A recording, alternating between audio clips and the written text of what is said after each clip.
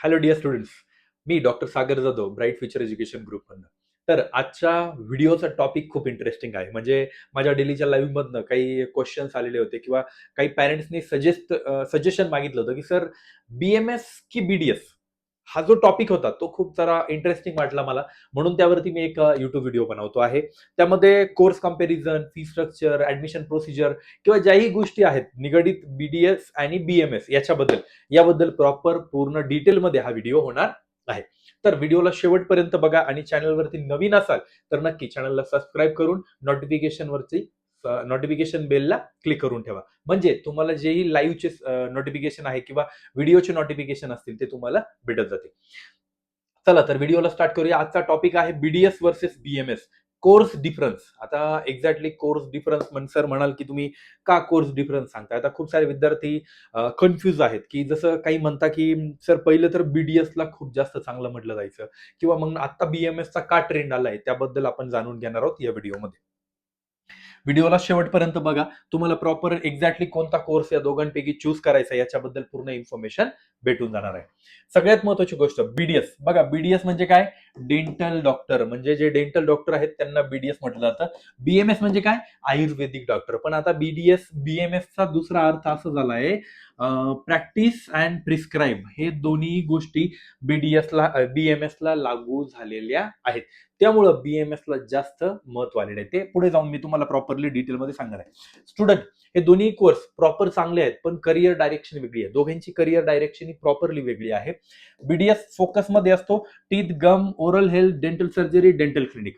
As compare to BMS proper फोकसमध्ये Ayurvedic treatment, OPD, prescription, Panchakarma, त्याच्यानंतर general patient care. म्हणजे बघा याच्यामध्ये मी बस मगाशीच बोललो प्रिस्क्रिप्शन, त्याच्यानंतर OPD, प्रॅक्टिस, हे दोन टॉपिक याच्यामध्ये ऍड झाले.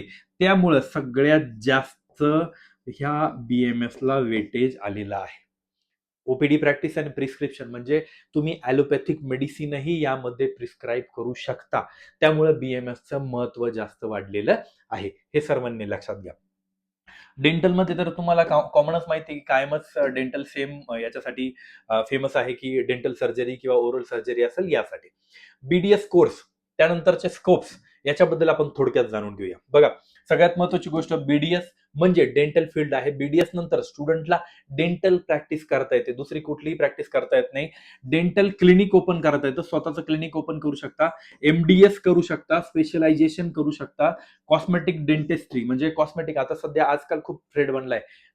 त्यानंतर कॉस्मेटिक सर्जरी करताय लोक, त्यामध्ये डेंटल सर्जरीची खूप गरज आहे.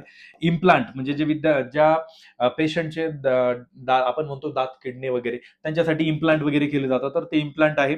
हॉस्पिटल डेंटल डिपार्टमेंट, हॉस्पिटलमध्ये आता प्रॉपर डेंटल डिपार्टमेंट यायला लागलेले आहे. गव्हर्नमेंट आणि प्रायव्हेट जॉब. बघा, यामध्ये गव्हर्नमेंट जॉब्स आधी होते, पण आता सध्याच्या सिच्युएशनला BDS डॉक्टरांची खूप जास्त हे झाले, त्यामुळे आता सध्या गव्हर्नमेंट जॉब्स थोडेसे कमी म्हणू शकतो.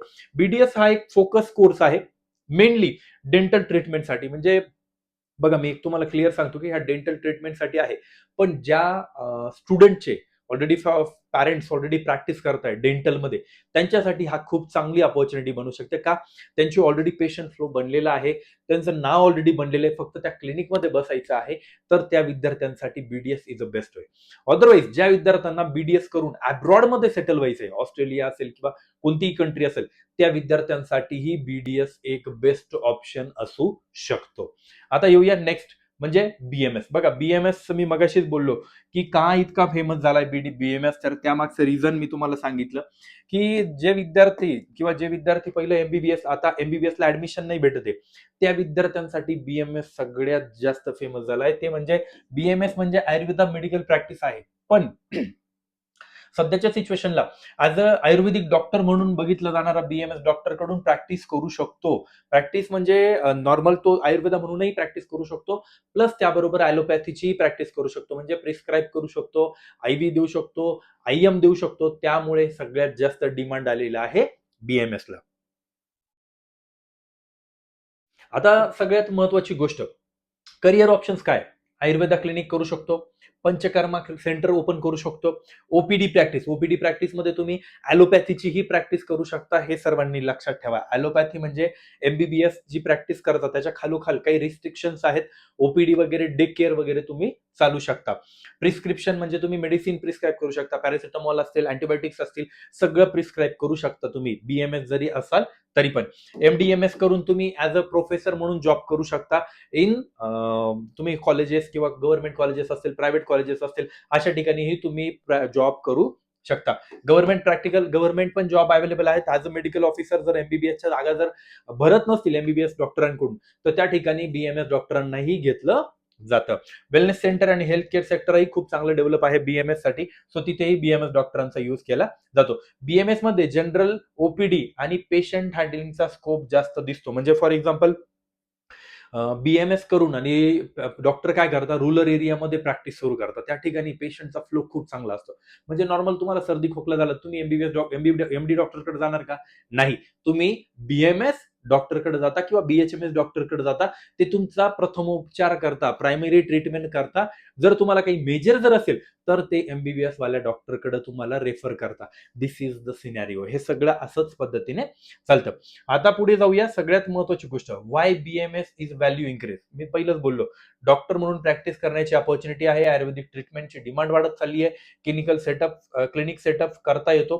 क्लिनिकचा प्रॉपर सेटअप करता येतो. प्रिस्क्रिप्शन बेस्ड प्रॅक्टिस करता येते. Panchakarma plus wellness centre rural urban एरियामध्ये दोन्ही ठिकाणी स्कोप आहे. मी जसं बोललो, प्रायमरी बीएमएस बीएचएमएस डॉक्टर असता, secondary MBBS BDS doctor, MBBS MD doctor येत असतात. हे सर्वांनी लक्षात ठेवा.